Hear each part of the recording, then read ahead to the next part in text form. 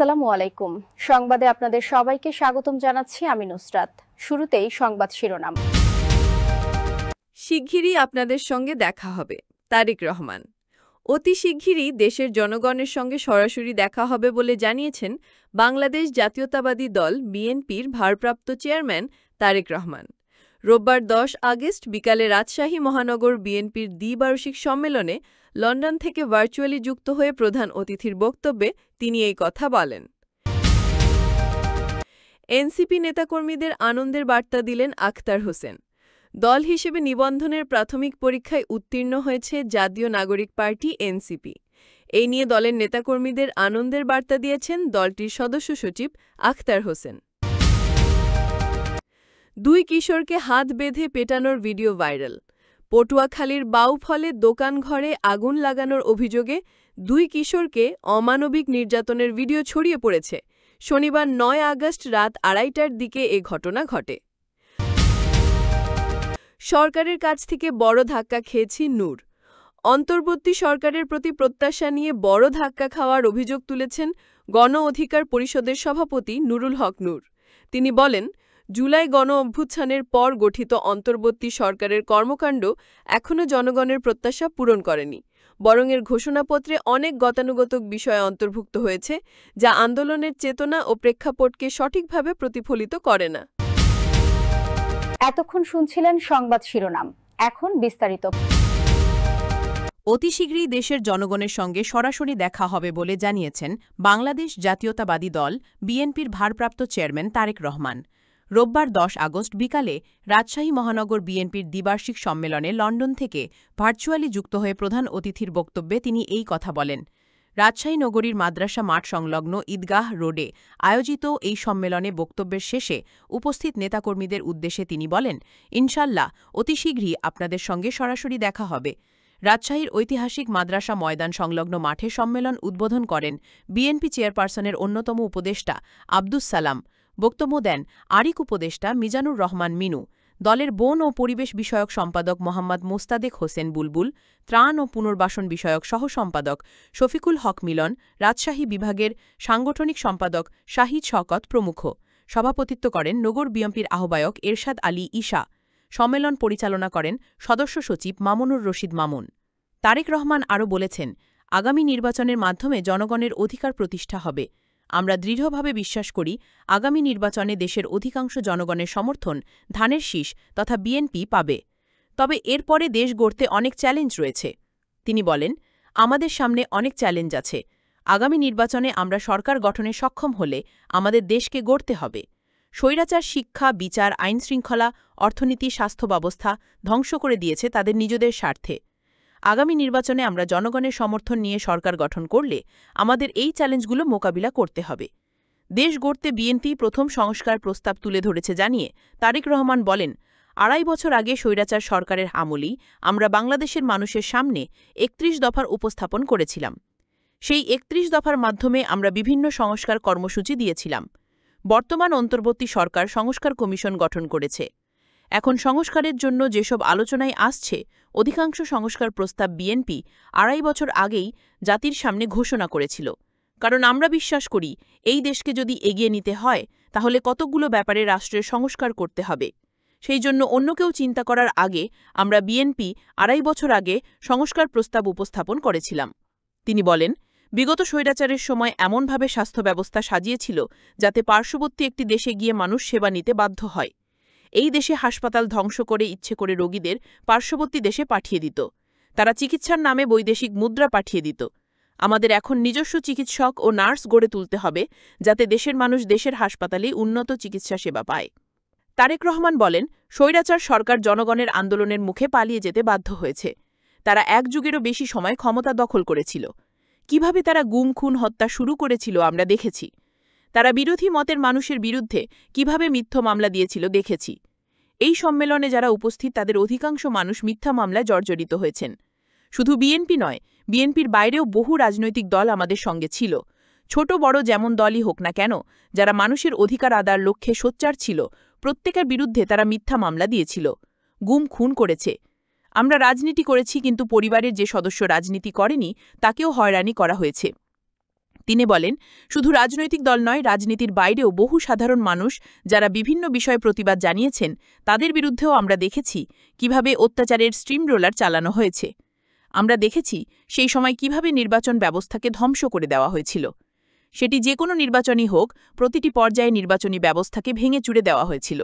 বিচার ব্যবস্থা ধ্বংস করা হয়েছিল। আইনশৃঙ্খলা বাহিনীকে রাজনৈতিকরণ করে ধ্বংস করা হয়েছিল। অর্থনীতি ধ্বংস করা হয়েছিল। মেগা উন্নয়নের নামে মেগা দুর্নীতি করা হয়েছিল। কিভাবে অর্থসম্পদ লুট করে পাচার করা হয়েছে তা আমরা দেখেছি। দল হিসেবে নিবন্ধনের প্রাথমিক পরীক্ষায় উত্তীর্ণ হয়েছে জাতীয় নাগরিক পার্টি এনসিপি। এই নিয়ে দলের নেতাকর্মীদের আনন্দের বার্তা দিয়েছেন দলটির সদস্য সচিব আখতার হোসেন। রবিবার 10 আগস্ট রাতে এনসিপির অফিসিয়াল ফেসবুক পেজে দেওয়া এক পোস্টে তিনি এই তথ্য জানান। আখতার হোসেন বলেছেন, অত্যন্ত আনন্দের সঙ্গে জানানো যাচ্ছে নির্বাচন কমিশনে নিবন্ধনের জন্য প্রাথমিক যাচাই বাছাইয়ে উত্তীর্ণ হয়েছে জাতীয় নাগরিক পার্টি এনসিপি। নেতাকর্মীদের উদ্দেশ্যে তিনি বলেন, সারা দেশের নেতাকর্মীদের আরও সক্রিয়ভাবে সাংগঠনিক বিস্তারে, কর্মসূচি বাস্তবায়নে, দলের অবস্থান বোঝাপড়ায় কর্মশালা করতে, কার্যালয়গুলোকে কার্যকর রাখতে এবং সাধারণ মানুষের কাছে আরও বেশি করে পৌঁছাতে উদ্যোগ নেওয়ার আহ্বান রইল। পটুয়াখালীর বাউফলে দোকানঘরে আগুন লাগানোর অভিযোগে 2 কিশোরকে অমানবিক নির্যাতনের ভিডিও ছড়িয়ে পড়েছে। শনিবার 9 আগস্ট রাত 2:30টার দিকে এ ঘটনা ঘটে। ভিডিওতে দেখা যায় কয়েকজন মিলে 2 কিশোরকে দোকানের খুঁটির সঙ্গে পিছন দিকে 2 হাত বাঁধা অবস্থায় লাঠিপেটা করছে। ভিডিওতে অন্যদের বল, কে আগুন দিতে পাঠাইছে, কত টাকা দিছে, 5,000 টাকা দিছে, আগুন লাগলে এই হানে ঘরগুলা থাকতে, কেডা পাঠাইছে, আবার কয় টাকা লইছস, 5,000, আবার কেরাসিন লইয়া আইসোস, লাল জামাটা কেরাসিনের বোতল কই হালাইসোস, এসব কথা জিজ্ঞাসা করতে শোনা যায়। নির্যাতনের এক পর্যায়ে স্বীকারোক্তিও দেয় 2 কিশোর। স্থানীয় কয়েকজন জানায়, উপজেলার বগিরখাল তুলাতলি এলাকায় শনিবার রাত আনুমানিক 1টার দিকে মাহবুব নামে এক মুদি ও চা বিক্রেতার দোকানের বৈদ্যুতিক মিটার ব্লাস্ট হয়ে আগুন ধরে যায়। এরপর তার চিৎকারে স্থানীয় লোকজন ছুটে এসে আগুন নিয়ন্ত্রণে নেয়। আগুন নিয়ন্ত্রণের পর ক্রমান্বয়ে ছুটে আসা লোকজনও যে যার মতো চলে যায়। এর অনেকক্ষণ পর দোকানদার মাহবুব ও তার লোকজন তুলাতলি খালের বিপরীত দিক থেকে আসা শৌলা কর্পূরকাঠি এলাকার 2 কিশোরকে ধরে নিয়ে দোকানের খুঁটির সঙ্গে বেঁধে রাখে। এক পর্যায়ে তাদের অমানবিক নির্যাতন করা হয়। লাঠি পেটায় আহত করে তাদের কাছ থেকে আগুন লাগানোর স্বীকারোক্তি ভিডিও ধারণ করা হয়। পরে খবর দিলে বাউফল থানার পুলিশের এসআই মোহাম্মদ ইব্রাহিম মোল্লা ঘটনাস্থলে গিয়ে ওই 2 কিশোরকে থানায় নিয়ে যান। স্থানীয়দের কেউ কেউ আবার অভিযোগ করেন, পুলিশ ওই 2 কিশোরকে রাতে ধরে নিয়ে গেলেও কোনো চিকিৎসা না দিয়ে পুরো একটা দিন এবং পরের রাত 12টা পর্যন্ত থানায় আটকে রাখে। দোকানি মাহবুব বলেন, দোকানের পিছনের দিকটায় থাকি, বিদ্যুতের মিটারে ব্লাস্টের শব্দ শুনে উঠে দেখি আগুন ধরে গেছে। মিটারে কাপড় পেঁচিয়ে কেরোসিন দিয়ে আগুন লাগানো হয়, কেরোসিনের বোতল পরে থাকতে দেখি। এর কিছুক্ষণ পরে ওই 2 কিশোর সামনে দিয়ে যাচ্ছিল। এক পর্যায়ে লোকজন তাদের জিজ্ঞাসা করলে তারা আগুন লাগানোর কথা স্বীকার করে। পুলিশের কাছেও তারা স্বীকারোক্তি দিয়েছে। নাম প্রকাশে অনিচ্ছুক স্থানীয় এক ব্যবসায়ী বলেন, আনুমানিক রাত 1টার দিকে দোকানদার মাহবুবের চিৎকারে ঘুম ভাঙে। ছুটে গিয়ে মিটারের কাছে আগুন দেখতে পাই, দ্রুতই তা নিয়ন্ত্রণে আসে। এরপর চলে আসি। পরে 2 কিশোরকে নির্যাতনের কথা জেনেছি। বাউফল থানার এসআই মোহাম্মদ ইব্রাহিম মোল্লাহ জানান, আগুনের ঘটনা এবং অভিযুক্ত 2 কিশোর নির্দোষ কিনা তা এখনই বলা যাচ্ছে না, এখনও তদন্ত চলছে। ভোর 4টার দিকে আমরা ওদের নিয়ে আসি। পরে বাউফল থানার ভারপ্রাপ্ত কর্মকর্তা ওসি মোহাম্মদ আখতারুজ্জামান সরকার কালবেলাকে বলেন, আগুন লাগানোর সত্যতা পাওয়া যায়নি, কিশোরদের তাদের আত্মীয়ের জিম্মায় ছেড়ে দেওয়া হয়েছে। অন্তর্বর্তী সরকারের প্রতি প্রত্যাশা নিয়ে বড় ধাক্কা খাওয়ার অভিযোগ তুলেছেন গণ অধিকার পরিষদের সভাপতি নুরুল হক নূর। তিনি বলেন, জুলাই গণ অভ্যুত্থানের পর গঠিত অন্তর্বর্তী সরকারের কর্মকাণ্ড এখনও জনগণের প্রত্যাশা পূরণ করতে পারেনি। বরং এর ঘোষণাপত্রে অনেক গতানুগতিক বিষয় অন্তর্ভুক্ত হয়েছে, যা আন্দোলনের চেতনা ও প্রেক্ষাপটকে সঠিকভাবে প্রতিফলিত করে না।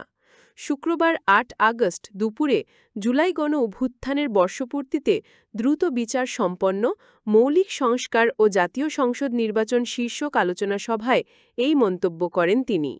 অগ্নিসেনা সোশ্যাল ফাউন্ডেশন ও আমাদের নতুন বাংলাদেশ আলোচনা সভার আয়োজন করে। নূর বলেন, যে সিস্টেমের কারণে আওয়ামী লীগের মতো দল তৈরি হয়েছে, শেখ হাসিনার মতো সাইকোপ্যাথ তৈরি হয়েছে, তার প্রতিহত করতে হলে রাষ্ট্র সংস্কার প্রয়োজন। আগে যারা তাদের মতো চালিয়েছে, এখনও যদি কেউ তাদের মতো দেশ চালাতে চায়, তা চলবে না। তিনি আরও বলেন, আমরা পরিবর্তন চাই, নিজেদেরও পরিবর্তিত হতে হবে। একজন সাংবাদিককে হত্যা করা হলো, কেউ এগিয়ে আসেনি, চারপাশে অনেক মানুষ ছিল। এই ঘটনাগুলোকে পুঁজি করে কিছু করাটাও ঠিক না। আওয়ামী লীগের পুনর্বাসন নিয়ে গণ অধিকার পরিষদের সভাপতি বলেন, আমরা যদি ভেবে থাকি প্রশাসন ও রাজনীতিতে তাদের পুনর্বাসন করলে তারা আমাদের সহযোগিতা করবে, তা ভুল হবে। আওয়ামী লীগকে নিয়ে রাজনীতি করতে হবে? দেশে তো লোকের অভাব পড়েনি।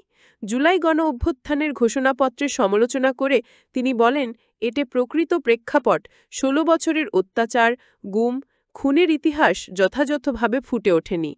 কিছু রাজনৈতিক দলের সুবিধামতো ন্যারেটিভ তৈরি করতে গিয়ে এতে অনেক পুরনো ও সেকেলে বিষয় ঢোকানো হয়েছে। নূরের মতে, বাংলাদেশের রাজনীতিতে নতুন ধারার সূচনা করতে হলে কেবল নির্বাচন নয়, রাষ্ট্রীয় কাঠামো ও বিচার ব্যবস্থার মৌলিক সংস্কার অপরিহার্য। তিনি উপস্থিত রাজনৈতিক কর্মী ও তরুণ প্রজন্মকে সতর্ক করে বলেন, আন্দোলনের চেতনা যেন ক্ষমতার রাজনীতিতে হারিয়ে না যায়, সেটিই এখন সবচেয়ে বড় চ্যালেঞ্জ।